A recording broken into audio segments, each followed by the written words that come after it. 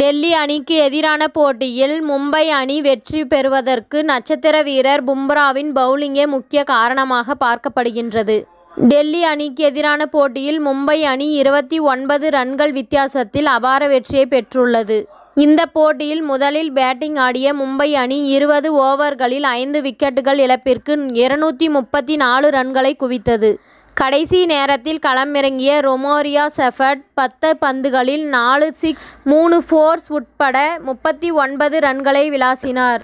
அதேபோல் Tim David 21 பந்துகளில் 45 ரன்களை விளாசினார்.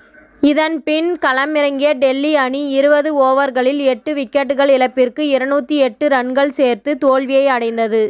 டெல்லி அணி சார்பாக அதிரடியாக விளையாடிய ஸ்டப் 25 பந்துகளில் 7 சிக்ஸ் 3 4 உட்பட 71 ரன்களை விளாசினார்.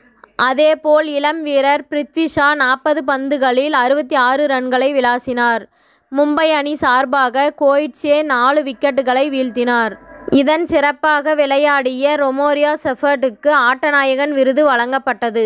கடைசி ஓவரில் 32 ரன்கள் விளாசியதே மும்பை அணிக்கு வெற்றி காரணமாக அமைந்துள்ளது. அதேபோல் மும்பை அணியின் நட்சத்திர வீரர் பும்ராவும் மும்பை அணியின் வெற்றியில் முக்கிய பங்கு வகித்துள்ளார்.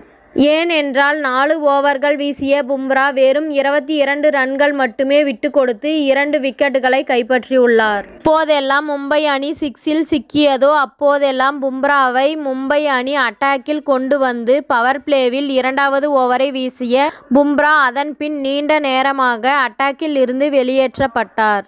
ஒரு கட்டத்தில் பிருத்வி ஷாவின் அதிரடியை கட்டுப்படுத்த முடியாத போது மும்பை 12வது ஓவரை வீச அழைக்கப்பட்டார். அந்த ஓவரில் அதிரடியாக ஆடிய பிருத்வி ஷாவின் விக்கெட்டை அற்புதமான யாக்கரால் வீழ்த்தி அசத்தினார்.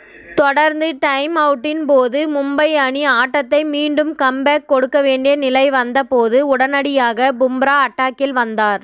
அந்த ஓவரிலும் அபிஷேக் போரல் ஆட்டமிழக்க பின்னர் மீண்டும் 18வது ஓவரை வீச கொண்டு வரப்பட்டார். இந்த ஆட்டத்தில் 11 டாட் பால்களை வீசிய அவர் வெறும் 3 பவுண்டரிகளை மட்டுமே விட்டு கொடுத்தது குறிப்பிடத்தக்கது. இத்துடன் இந்த செய்தி முடிவடைகின்றது. நன்றி, வணக்கம். மீண்டும் அடுத்த வீடியோவில் சந்திப்போம்.